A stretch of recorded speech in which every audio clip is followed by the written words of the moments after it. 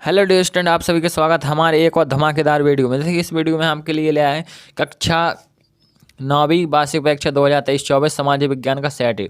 देखिए आपका सेट ए रहेगा मॉडल पेपर का। इससे हम आपको देखिए आप भी बोर्ड परीक्षा या इसमें आप टॉप करना चाहते हैं तो आप हमारे इस चैनल से जरूर जुड़े रहिए। इससे हम यहाँ पर ऐसे क्वेश्चन बताएंगे जो आपको पूरे डायरेक्ट उसी पेपर में छप कर आएंगे। तो आपको क्या कहना है, सिर्फ आपको पढ़ाई करते रहना है। देखिए इस प्रकार आपको निर्देश दिए जाएंगे और आप निर्देशों को पढ़ लें। आपके देखिए ऑब्जेक्ट रहेंगे 30 अंक के और पहला क्वेश्चन है सही विकल्प चुनिए। ये सही विकल्प आपके 6 नंबर के रहेंगे। तो देखिए पहला है बंगाल में किस वर्ष अकाल पड़ा था। तो इसका आंसर हो जाएगा देखिए बंगाल में 1943 में अकाल पड़ा था। तो ये आपका देखिए पहला हो गया। आप देखते हैं हम अगला क्वेश्चन। देखिए इसके बाद देखिए आपका दूसरा क्वेश्चन नहीं, तीसरा है भारत में सबसे कम जनसंख्या घनत्व वाला प्रदेश। तो सबसे कम जनसंख्या घनत्व वाला प्रदेश तो आप सभी जानते हैं अरुणाचल प्रदेश, महाराष्ट्र, असम या मिजोरम। तो इसका आंसर हो जाएगा अरुणाचल प्रदेश। वहाँ का जनसंख्या घनत्व 17 व्यक्ति प्रति वर्ग किलोमीटर है। अब देखिए आपका चौथा है हिटलर के प्रचार मंत्री थे। तो हिटलर के प्रचार मंत्री कौन थे। तो उसका गोयबल्स। इसका आंसर हो जाएगा गोयबल्स, ऑप्शन नंबर आ। और देखिए पांचवा है लोकतंत्र जनता का जनता द्वारा जनता के लिए शासन। लोकतंत्र की परिभाषा निम्न में से दी गई। तो किसके द्वारा दी गई, अब्राहम लिंकन, इंदिरा गांधी या चर्चिल या गेटल। तो इसका हो जाएगा आपका अब्राहम लिंकन। और देखिए आपका छठवां है पालमपुर गांव में कितने प्राथमिक विद्यालय हैं। तो इसका आंसर हो जाएगा आपका 2। इसके बाद देखिए आपका दूसरा क्वेश्चन है रेगिस्तानों की पूर्ति कीजिए। रेगिस्तानों में आपका देखिए भारत के कोरोमंडल तट पर सर्वाधिक वर्षा होती किस माह में होती। तो इसका आंसर हो जाएगा आपका अक्टूबर से नवंबर माह में होती है। और दूसरा क्वेश्चन है समानता का अधिकार संविधान में वर्णित में से एक है। तो किस में से एक है। तो इसका हो जाएगा मौलिक अधिकारों में से एक है। और तीसरा है दूसरे विश्व युद्ध की शुरुआत खालिस्तान में हुई थी। दूसरे विश्व युद्ध की शुरुआत हुई थी तो इसका हो जाएगा सितंबर 1939 में। और देखिए चौथा है नागरिकों का प्रतिनिधित्व चुनने का अधिकार कहलाता है। तो प्रतिनिधित्व चुनने का अधिकार क्या कहलाता है। तो प्रतिनिधित्व चुनने का अधिकार कहलाता है मताधिकार। और आपका देखिए पांचवा है कृषि या मछली पालन निम्नलिखित क्षेत्र में सम्मिलित है। खालिस्तान क्षेत्र में सम्मिलित है। तो कौन से क्षेत्र में सम्मिलित है। तो ये हो जाएगा आपका प्राथमिक क्षेत्र में। और देखिए बंगाल में अकाल खालिस्तान की कमी के कारण पड़ा। तो बंगाल में अकाल पड़ा था आपका चावल की कमी के कारण। तो इस प्रकार देखिए जो आपके खालिस्तान थे वह सभी कंप्लीट हो गए। तो अब देखते हैं हम अगला क्वेश्चन। इसके बाद देखिए आपका तीसरा क्वेश्चन सही जोड़ी मिलाइए। सही जोड़ी में देखिए पहला है जदीदी। तो इसका आंसर हो जाएगा आपका देखिए सुधारवादी।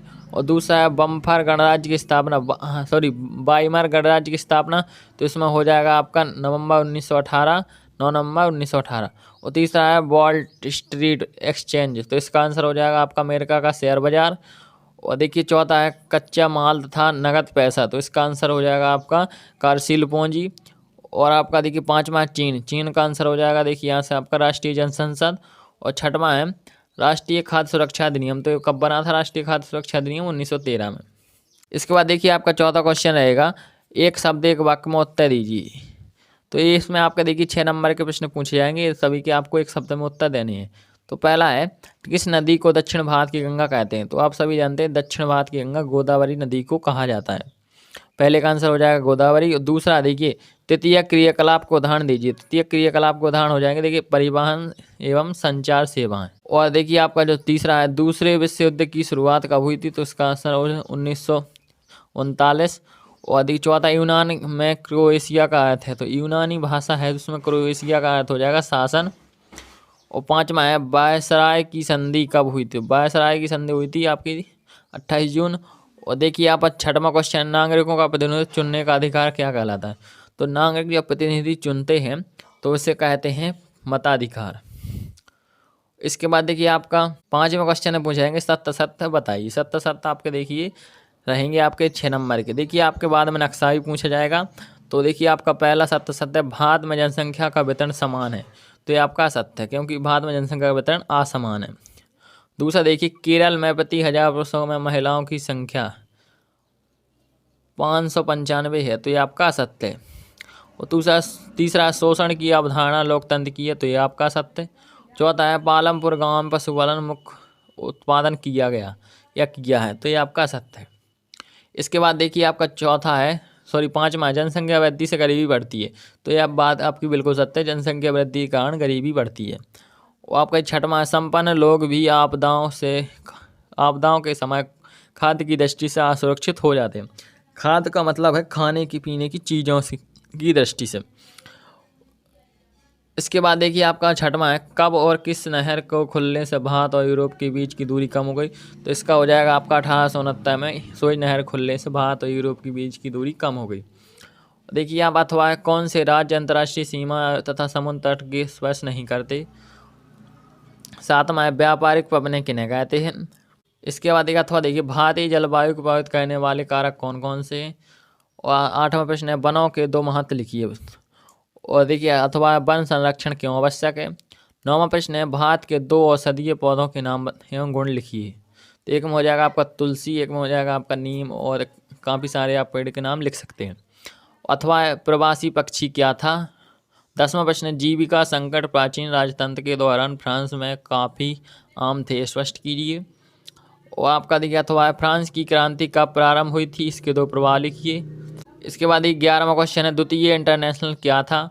अथवा कार्ल मार्क्स कौन था। तो कार्ल मार्क्स कौन थे आपको बताना है। इसके बाद 12वां है, ब्रिटिश सरकार ने विस्तर के विद्रोह को किस प्रकार दबाया, स्पष्ट कीजिए। अथवा युद्ध से जंगल क्यों प्रभावित होते हैं। 13वां प्रश्न है, लोकतंत्र के खिलाफ तर्क दीजिए। अथवा लोकतंत्र का बेहतर अर्थ से आप क्या समझते हैं, स्पष्ट कीजिए। 14वां प्रश्न, नेहरू जी के अनुसार नए भारत के सपने किस तरह विश्व से जुड़े। और देखिए अथवा संविधान संशोधन क्या है। 15वां क्वेश्चन है, भारतीय चुनाव प्रणाली के प्रमुख दोषों का वर्णन कीजिए। अथवा है, चुनाव में निर्वाचन क्षेत्र का क्या अर्थ है, उदाहरण सहित व्याख्या कीजिए। 16वां प्रश्न है, द्वितीयक क्षेत्र से आप क्या समझते हैं। अथवा मानव पूंजी निर्माण क्या है। 17वां प्रश्न है, जर्मनी पर आर्थिक महामंदी के प्रभाव की व्याख्या कीजिए। अथवा हिटलर की विदेश नीति के प्रमुख उद्देश्य लिखिए। जो हिटलर था जर्मनी का शासक, उसकी जो विदेश नीति थी उसके उद्देश्य आपको इसमें लिखने हैं। 18वां क्वेश्चन है, भारत में जनसंख्या घनत्व को प्रभावित करने वाले कारकों को उदाहरण से दें। तो भारत को बताना, भारत में जो जनसंख्या घनत्व है उसको प्रभावित करने वाले, जैसे मृदा, जलवायु, पानी की उपलब्धता प्रभावित करने वाले आपके कारण हो जाएंगे। और अथवा भारत में किशोर जनसंख्या पर टिप्पणी लिखिए। इसके बाद 19वां प्रश्न है, मसाई समुदाय के चारागाह उससे क्यों छीन गए या छिन गए, कारण बताइए। तो वो मसाई समुदाय उसके चारागाह क्यों छिन गए। अथवा कर्नाटक और आंध्र प्रदेश के चारागाहों के बारे में टिप्पणी लिखिए। और 20वां प्रश्न, राष्ट्रपति पद के लिए निर्धारित योग्यता बताइए और उसका कार्यकाल क्या है।